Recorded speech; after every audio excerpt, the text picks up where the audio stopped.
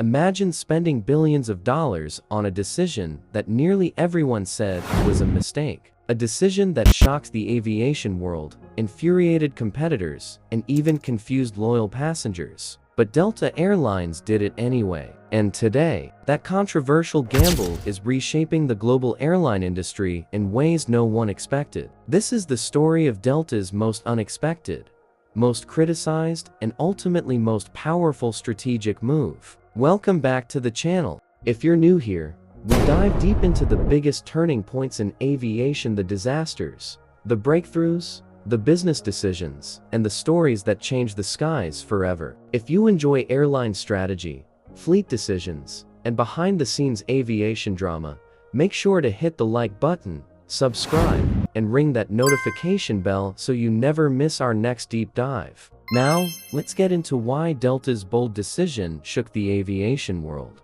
and why it might have just rewritten the airline business playbook. Section 1: The decision that shocked everyone. 1. A move that didn't make sense at first. It happened quietly at first. Rumors started circulating, industry insiders whispered, analysts speculated, but no one believed Delta would actually go through with it. Then the announcement came. Delta Airlines had made a decision that defied every trend, every expert prediction, and every modern airline strategy. A decision that left competitors asking, are they crazy? Or are they seeing something we don't? Because while the rest of the industry rushed toward fleet simplification, outsourcing maintenance, digital overhauls, and ultra-lean operations, Delta did the exact opposite. Not gradually, not experimentally, but boldly and at massive scale. Section 2: The heart of Delta's controversial strategy. So what was this choice? To understand, we need to look at the three pillars of Delta's aviation philosophy, each of which was considered controversial, outdated, or outright wrong by many in the industry. Because this wasn't just one decision, it was a whole series of moves that went against the global playbook. Let's break them down. 1. The old aircraft gamble. Across the aviation world, airlines were getting rid of older jets as fast as possible. High fuel burn, more maintenance, higher emissions, less efficient cabins, and the public perception problem. Old planes equals unsafe planes, yet Delta started buying them. Not just flying old planes, buying old planes. MD-88s, MD-90s, used 737-900ers, a 319s from China Southern, 717 seconds no one else wanted, and more. Delta's strategy? Simple. Why spend $120 million on a brand new jet when the same aircraft, slightly older, costs a fraction of the price and does 95% of the job? To the rest of the industry, it was madness. To Delta, it was opportunity. Because the money saved on aircraft purchases didn't disappear. It went somewhere else. Straight into the second controversial choice. 2. Bringing maintenance home. While most airlines were outsourcing heavy maintenance to save money, Delta was doing the opposite, expanding its in-house MRO empire. Even during years when profits were razor-thin, Delta poured investment into engine overhaul facilities, avionics shops, composite repair centers, a world-class technical operations campus in Atlanta. This gave Delta a reputation no other US airline had. They could maintain old planes better than many airlines could maintain new ones. But then Delta took it one step further. They didn't just maintain their own fleet. They started maintaining other airlines' aircraft. In other words, Delta turned maintenance into a revenue stream. Suddenly, the old planes decision didn't look so crazy. Delta's mechanics weren't a cost, they were a business. This move alone shocked aircraft manufacturers, suppliers, and competitors. But they weren't done. 3. Fleet variety. The anti-Southwest strategy. Southwest had one aircraft. Ryanair had one aircraft. Allegiant had a simple fleet. Even giants like American and United were trying to simplify. But Delta embraced complexity. Airbus narrowbodies, Boeing narrowbodies, Airbus widebodies, Boeing widebodies, regional jets, turboprops, and the past multiple engine manufacturers, multiple cockpit types, multiple seating standards. It was everything airlines tried to avoid. Analysts warned, training costs will explode. Spare parts will be impossible to manage. Pilots can't cross-train efficiently. This is a logistical nightmare. But Delta said, flexibility beats simplicity.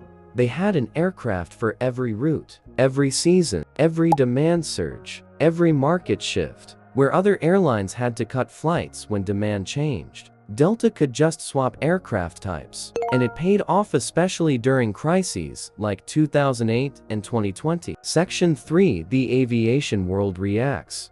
When Delta announced these moves, reactions were mixed. Industry analysts: Delta is stuck in the past.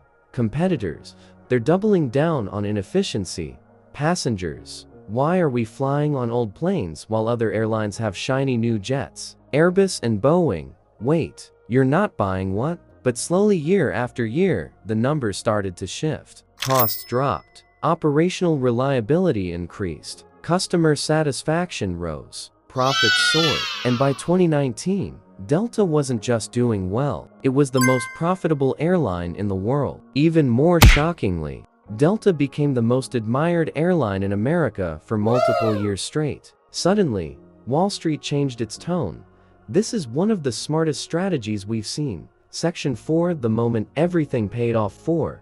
1. The crisis that changed everything. When the global aviation crisis hit in 2020, airlines collapsed almost overnight. But Delta had cheap aircraft, low debt, massive maintenance capability, huge flexibility, strong liquidity, while other carriers scrambled to return expensive new jets. Delta simply parked older aircraft with minimal financial impact. Their controversial plan, the one everyone mocked, turned out to be the exact strategy needed to survive the worst downturn in aviation history. Competitors were stunned. Some even started copying Delta. Suddenly, old planes didn't look so crazy. Fleet flexibility didn't look like a burden. And investing in maintenance looked like genius. Section 5. But then, another bold move just when people thought Delta was done triggering controversy. They made another shocking decision, ordering the Airbus A220. At the time, the A220 wasn't proven. Bombardier was struggling. The project was so troubled that Airbus eventually took over just to save it. Yet Delta placed the biggest order in North America. Competitors laughed. Experts shook their heads. Today, the A220 is considered one of the best narrowbody aircraft ever built.